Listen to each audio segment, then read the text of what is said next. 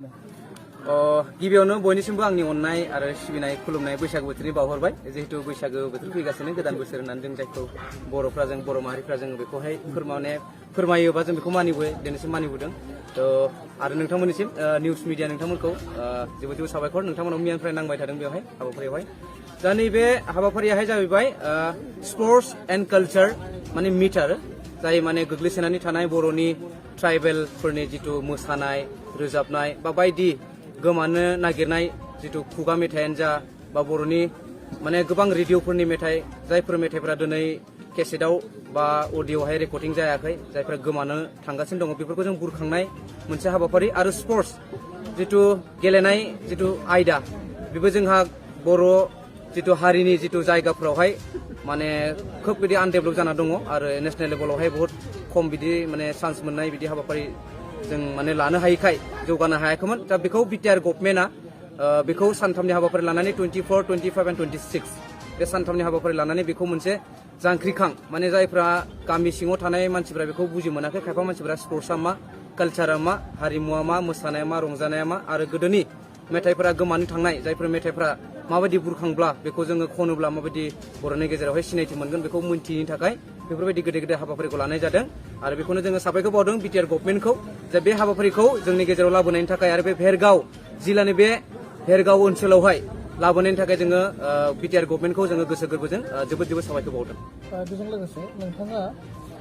खम बयगावनो बेबायदि मुंदांखा सिंगार जानो हाबाय आरो बर'फोरनि लाइमोनफोरनि गेजेराव गोसो गोजोन बेबायदि माने इयुथ लाइमोनफोरनि थाखाय लाबोनो हाबाय बेनि बेलायाव मा बुंनो सानो सारा आं गावखौनोथ' दासिमबो साक्सेस होननानै सानथ'वाखै खिन्थु रायजोफोरा दासिम आंखौ अनबोदों मोजां मोनबोदों आरो आं मा मेसेज होनो हादों मा मेसेज होनो हायाखै बेखौ आं दासिम गाव जेबो बुंनो हाथ'ला खिन्थु आंनिफ्राय बेनो मोनसे खावलायनाय जे बर' हारिया मोनसे गोग्गोम मोनसे हारिमु दङ बेनो जाबाय गाननाय जोमनाय लांगा दख'ना गामसा आर'नाइ बायदि बायदि बेफोरजों लोगोसे जोंनि हारिमुवा जोबोद जोबोद सोमोन्दो दङ आरो बिनिनो मोनसे बाहागो जों बैसागो जे बैसागोखौ जोङो सानफ्रोमबो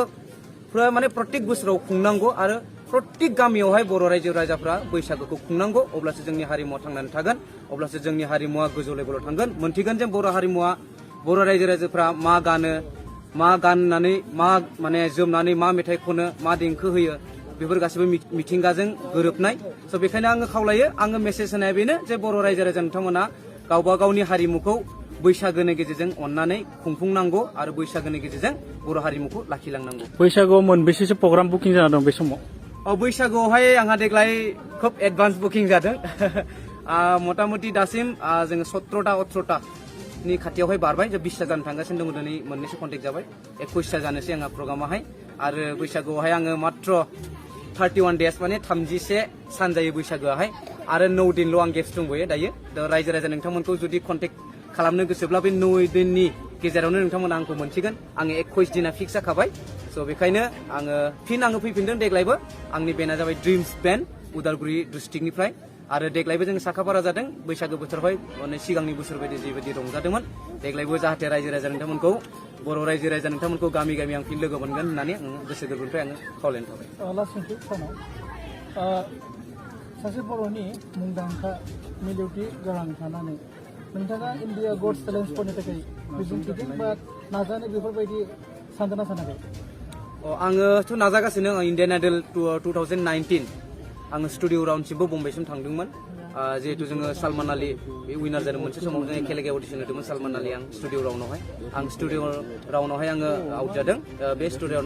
राउन्डआवहाय सालमान आलिया बारलांदोंमोन आंजों लोगोसे आरो नै थांनाय दाखालि बय रितु रिबा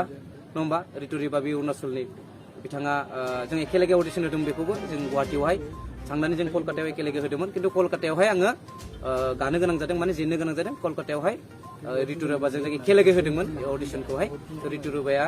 देरहाबाय बिनि उनाव आं बिनि उनाव फैनो गोनां जाबाय स' आंबो नाजागासिनो दङ इण्डियान आइडलल' नङा भइस अफ इण्डिया बा राइजिं स्टार बा माने इण्डिया गड्स टेलेन्ट गोबां माने अडिसन आङो होबाय थादों दिनैसिम आङो नाजानाया दङ आरो नाजाबाय थागोन बिदिनो सार जों खोनानो मोनदों नोंथाङा नैबे फैबाय थानाय 2023 निफ्राय बै बैसागुनि थाखाय मोनसे गोदान मेथाइ रिलिज खालामदों आं नोंथांखौ खावलाय एसे खनना होगोन नामा बे मेथाइआ मा मेथाइ बियो शुटिं जागासिनो बियो शुटिंखौ गलाघाटआव लादों आदा सपन बिथाङा क'क्राझारनि बिथां आदाया बेखौ माने प्रडिउस माने करिय'ग्राफ खालामगोन होननानै खोनादों मेथाइआ निथामुनिजों आंजों खनदों आरो लिरदों बेखौ प्रसेनजित खाख्लारि होनाय बर'नि गोबां माने गेदेर सासे मेथाइ लिरगिरि जायनिखि गौतम आदा बिग्राय आदा सुलेखा आब' बिथांमोननि मेथाइखौ बिथाङा लिरबोबाय थादों गोदोनिफ्राय आरो दा आङो बिथांनि मेथाइखौ खनदों स' मेथाइखौ एसेल' खोनासंनोसै आङो बारा गोसोआवबो गैया स्टुडिअ'आवसो खनदों नालाय बोथोर गोदाननि रंजालि सिखोला देलै मोसालै बायदेम सुदेम बोथोर गोदाननि रंजालि सिख्लाफोर देलै मोसालै बायदेम सुदेम स' थेंक इउ आं बेखिनिखौनो गोसो दङ मेथाइखौ थेंक इउ गोजोनबाय